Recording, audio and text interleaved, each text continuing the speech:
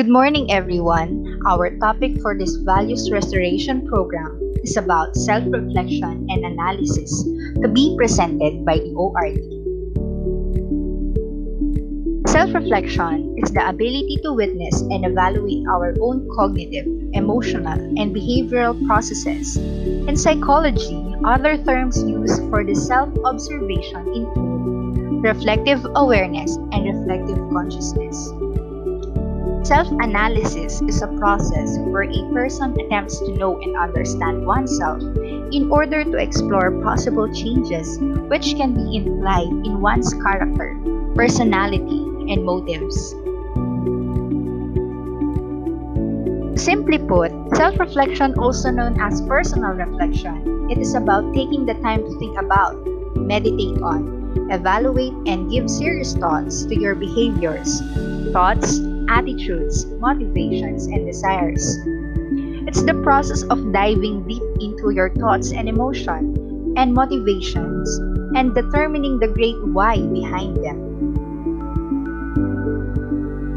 Personal reflection allows you to analyze your life from both a macro and micro level.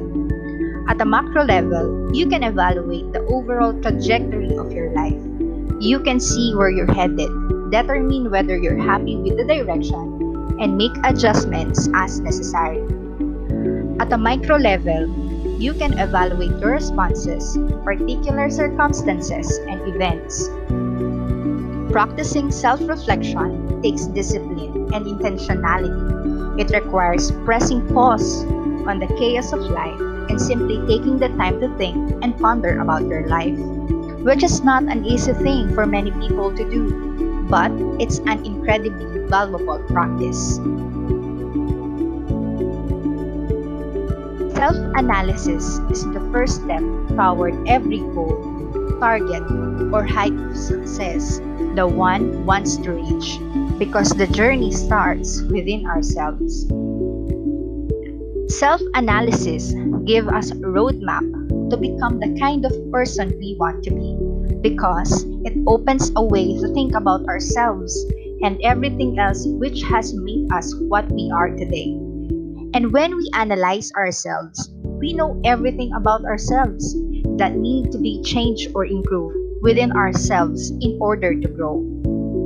Self-analysis is a catalyst to self-improvement and self-love, and both are important for growth. It gives us our mind clarity to think in right direction. We tend to focus more on how to make a positive outcome with all the personality traits we have. Even when we see negative sides in others' personality, we try to reason those in our own behavior that results in good communication in friend circle and workplace. Lastly, self-analysis enables us to be mindful of our own actions, words, and motives, and mindfulness is key to peace and happiness. Self-reflection and self-analysis. These are the reflective questions to ask yourself. First, strengths. What are my strengths? For example, am I well organized? Do I remember things? Next, weaknesses. What are my weaknesses? For example, am I easily distracted? Do I need more practice with a particular skill? Next, skills. What skills do I have and what am I good at? Next, problems. What problems are there at work or home that may affect me? For example, responsibilities or distractions that may impact on study or work. Next, achievements. What have I achieved? Next, happiness. Are there things that I am unhappy with or disappointed about? What makes me happy? Lastly, solutions. What could I do to improve in these areas?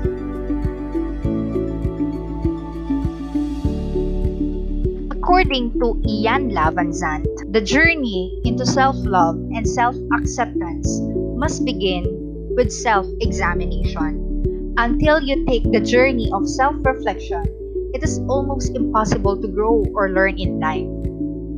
Proverbs chapter 27 verse 19. As water reflects the face, so one's life reflects the heart. Have you ever asked the question, who am I? Let us all watch the video presentation for us to be enlightened.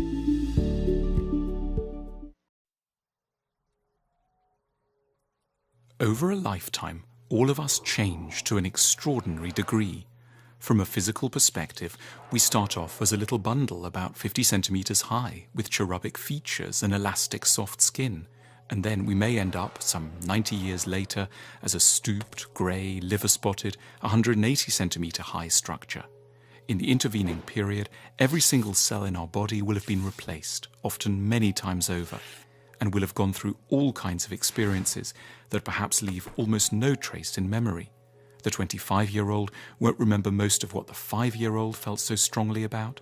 The 67-year-old will only dimly recall what was on their mind as they approach 30. We carry the same name throughout our lives and consider ourselves as a relatively stable, unitary entity. But is it really right to think of ourselves as the same person? Once one puts it under a philosophical microscope, the issue of personal identity emerges as far trickier than at first assumed. So in what ways could we be said to be continuous throughout time? What does guarantee that we can plausibly think of ourselves as the same people over a lifetime? Just where is personal identity located? A standard assumption is that it's our body that guarantees our personal identity.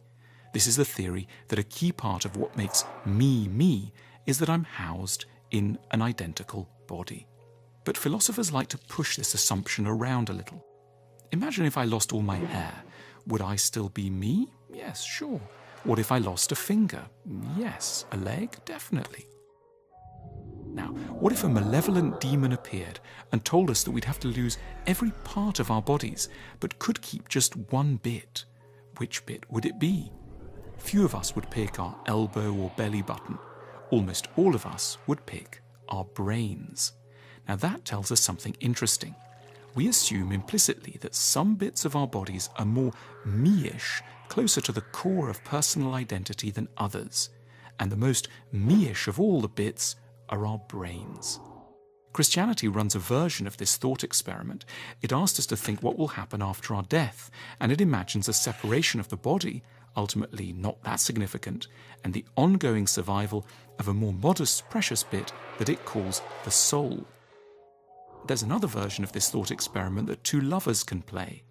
In the early throes of love, two people who've gone to bed together might ask, "What do you really like about me?" The wrong answer is to say, "Your fabulous breasts," or "your amazing muscular arms." Breasts and chest don't ultimately feel me-ish enough to be a respectable answer. It seems we want to be loved for something closer to our real self, perhaps our soul or our brain. Now let's push the thought experiment further. What bit of the brain is actually most crucial to being me? Let's imagine that I have a bump to the head and lose my ability to play table tennis. Am I still myself? Most of us would say, yes, sure. What if I once spoke Latin and lose the ability, or forgot how to cook asparagus with a light mayonnaise sauce? Would I still be me? Yes. In other words, technical capacities don't feel very close to the core of personal identity. What about other kinds of memories? A big part of making me me tends to be my store of memories. I remember the carpet in my bedroom when I was growing up, or the girl I was in love with at university, or the weather over Sydney as we came into land for my first Australian book tour. But what if these memories all vanished as well? Could I still be me? One view is possibly, so long as something else remained, and that thing we can call my character. In other words, if my characteristic way of responding to situations, my sense of what is funny, wise, interesting, or important remain the same, I can still, in some fundamental way, claim to be the same person. My memory's store of feelings and behaviors might be gone, but I could be assured of continuing to feel and behave in compatible ways in the future.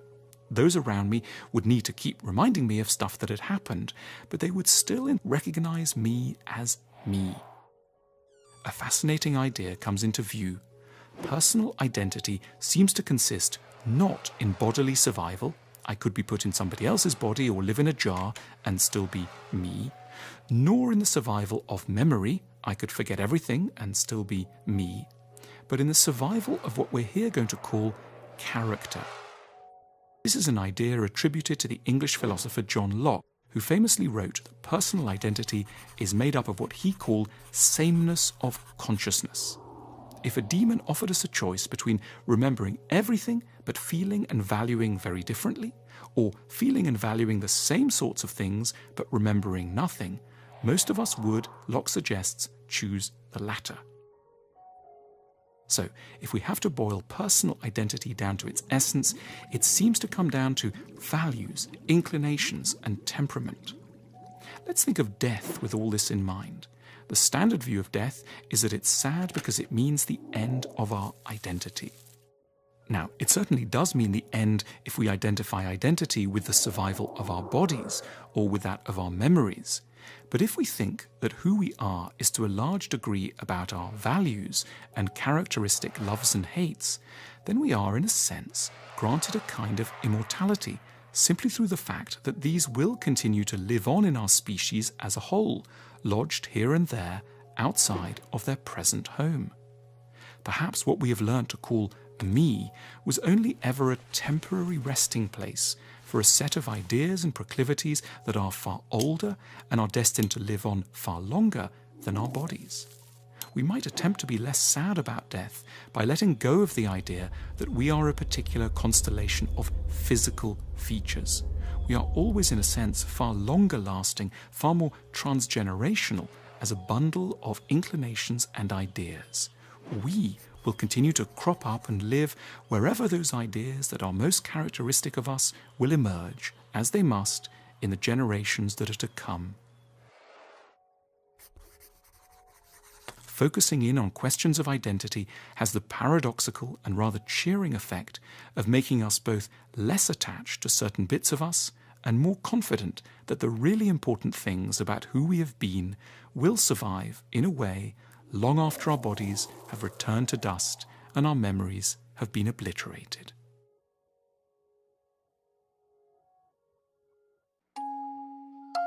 Let us all stand for the declaration. I am a reflective and introspective person. I make sure to check my capacity and ability to sustain actions even before starting one. I understand that God wants me to finish my race, and to do so, I must understand my strength and limitations so I will know how to respond properly to situations that may dampen my motivation and deter my mission.